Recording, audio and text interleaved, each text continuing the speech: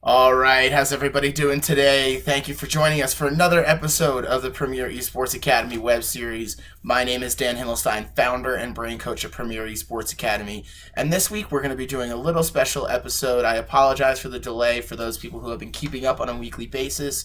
I was away traveling at a couple of different presentations this weekend, and that's what I'm going to bring to you guys today. Today's actually going to be a special piece where I'm going to be giving a brief overview of the presentation that I was supposed to give at DreamHack Austin. DreamHack Austin, Texas is a great event. I was super excited to attend and got accepted for a presentation, and unfortunately, I just wasn't able to make it in time with all the storms across the Midwest. I tried driving from Springfield, Missouri to Austin, Texas through some pretty nasty weather, so feel free to ask me about it. It's quite the story. It really gave me some light on a couple things. But anyway, I wanted to be able to get this content to you guys for those of you who really wanted to see the presentation and weren't able to get that presentation because I wasn't able to make it. So today we're going to be talking about performance psychology in esports, and I kind of bounced around while preparing this presentation for DreamHack on a couple different topics, and I finally landed on this one, and we're going to talk about what this is and what I'm getting into today. So what is performance psychology? We keep hearing this buzzword about performance and sports psychology, and I really wanted to clear it up, or at least give you my personal perspective on what performance psychology is and how it fits into organizations and why it's actually going to be used. So what is performance psychology? So in my eyes, performance psychology is really a blanket term for a lot of these different facets, these different elements. So as you'll see here, we have sports psychology as an element of performance psychology, esports psychology, high-risk occupation, performing arts, and traditional psychology. Now, there may be a few more here, and the traditional psychology piece, I don't want to exactly say it's an element, but there are elements of traditional psychology in performance psychology, so I thought it was very appropriate that I put those there. So as you'll read through the list there, in sports psychology, we see NFL, MLB, NBA. In esports, we have League, we have Overwatch, we have Street Fighter, high-risk occupations, medical, military, firefighters, and so on. And then we have the performing arts. So what we have is a ton of different performances that people need to do at a very high level on a consistent basis. So that's what we're going to talk about. So each of these different elements have their own demographics, their own language, their own culture, and their own age groups that typically fit into them. So it's going to be really important to understand the ones that we intend on working with and why we're working with them and what our goals are for working with them for our services that we give. So performance psychology. Performance psychology, we know who a little bit about who can use it, a little bit about what the different elements are of it, but what actually is it? So it's a number of different things. It's about optimizing human performance, assessing team weaknesses and individual weaknesses. I actually like to call them lesser strengths, but that's we'll just talk about it in that light for now. And providing interventions based on it. It's influencing optimal enjoyment of your actual performance. Providing an unbiased look at what's going on throughout the organization, what's going on throughout the team, what's going on with you. It's really, we come in with an unbiased look at what you guys are doing. We want you guys to succeed, whatever your definition of success may be. So it's really maximizing your capabilities on a consistent basis as well. As you'll see here, there's a couple different pieces to what we intend to do as performance psychology trainers.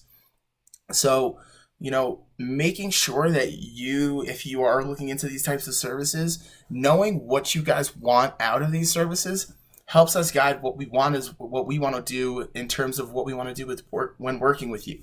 So if you can, take a look at a couple of these different goals and these different tasks that we perform as sport and performance psychology trainers, there's really a lot we can do. So I just wanted to shed a little light on what I believe my personal philosophy is. Now, again, this is going to be different for everyone, and everyone's been trained a little differently. So I just wanted to show you guys this little infograph. Now, as you'll see, it's the same chart as before, but it's a lot about what I take a look at. And I don't really think it's a strict linear path. Like I said, each one of these different facets, each one of these elements, they draw from each other. So positive psychology plays into esports psychology. Some military psychology interventions and theories and practice will play into esports psychology. Now, if you see on the left side there, NFL, MLB, NBA, I don't have those highlighted. That's not because I don't work with those sports, but I just haven't worked at the the professional level of those sports. So just keep that in mind. But throughout training, I have had quite a good amount of exposure in most esports, especially the ones that are really played at a highly competitive level. I've done a bit of studying into the military and high-risk occupation psychology. Medicine and dance have been two really, really interesting topics for me in the sports psychology space. The aesthetic sports, I think, or the aesthetic performances, I think, are really special. And, circus is another really cool one, which I haven't had enough experience to really say that and to highlight it in orange there. And then throughout my training, had quite a bit of training in positive psychology, some counseling techniques, and some life coaching. So keep this in mind that everyone's chart is going to look a little different, especially, when you're talking to Olympic sports psychology trainers, full sports psychologists, clinical psychologists. So keep in mind that it's going to really vary on the types of languages that they speak. Because as I did mention, each one of these has their own demographic, their own language, their own culture, so that, you have to really recognize this and make sure you're not just going off your gut instinct about, I worked with NFL players, I should be able to work with, let's call it Overwatch players. So the next question that I wanted to answer for everyone is, who should be using sports psychology? Who should be using performance psychology? Why should my organization use performance psychology? So I'll show you a little bit about, who should be using performance psychology in my opinion. So as you'll see here, we have youth development, we have moderate skill level, and then we have professional skill level. All of these have a place to use sport and performance psychology, and I can walk you guys through these a little bit. For youth development, the life skill development piece is absolutely huge. Making sure that we are learning how to communicate efficiently and effectively, not just in game, but also in life. So how are we giving and receiving feedback? How do we communicate with our team? How do we communicate with our parents? How do we communicate with bosses in the future when we have to work for someone and make sure that we're completing the goals at hand here?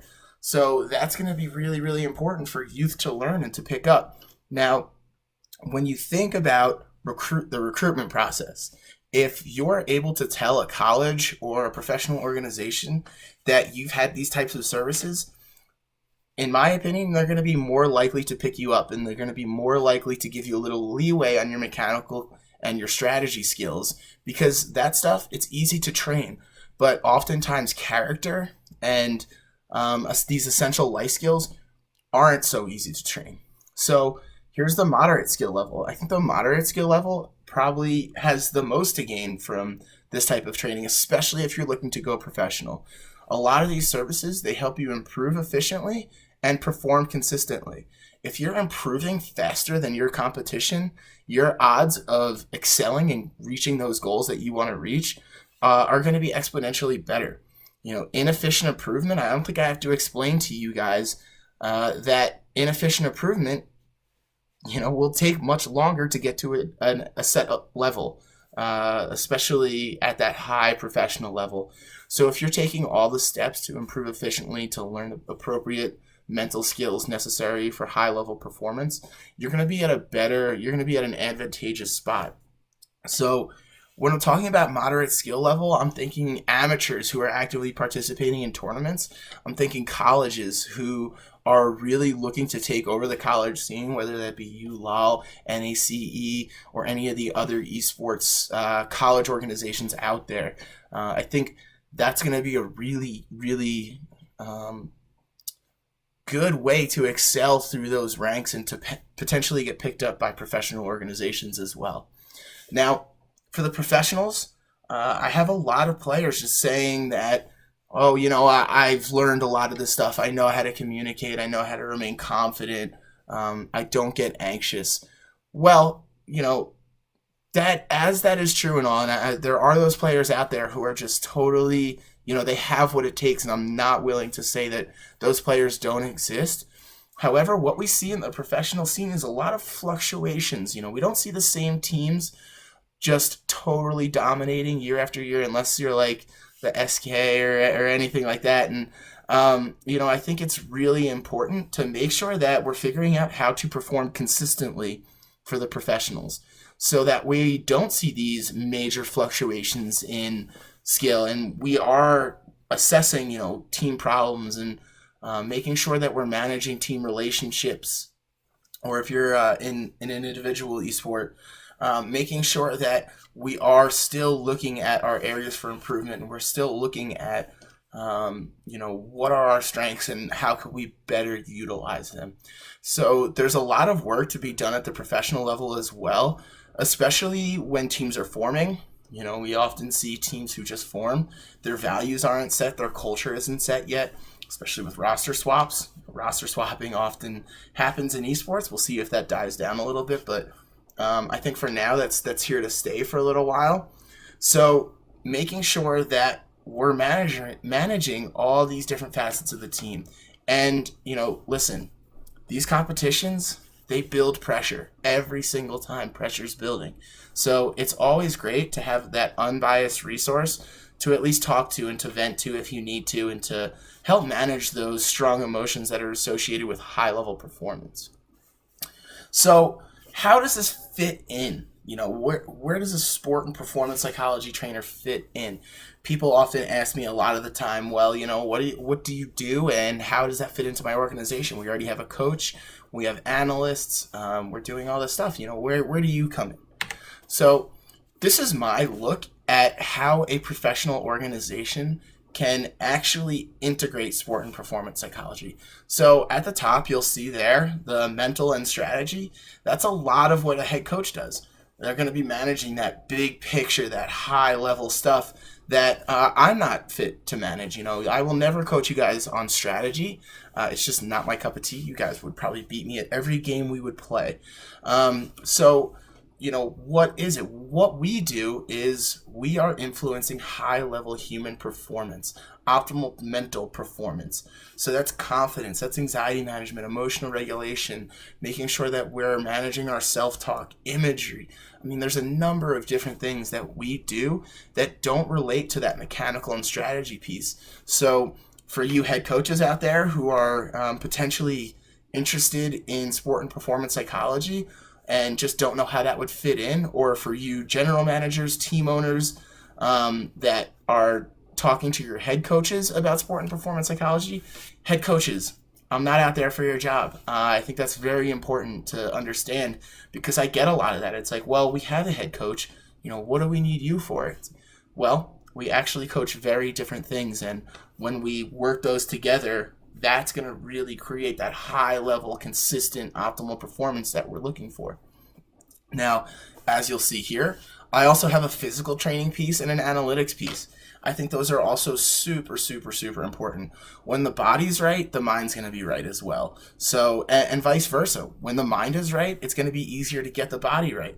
That nutrition piece, that physical training piece, making sure we're getting our exercise in, is going to be absolutely huge. And I know some basics, but if we were able to bring in a head coach who has all the high level, big picture strategies, knows all the mechanics, we have the mental coach, the brain coach, who is teaching all these emotional regulation skills and mental skills. Then we have the physical coach who is training our players, making sure they're getting the right amount of exercise, making sure we're actually strengthening the muscles, focusing on injury prevention. That's going to be really huge for longevity. And then we have our analytics, so the deep looking at the numbers, getting those guys crunching the numbers. I mean, that is a phenomenal thing. We can track trends and patterns over time.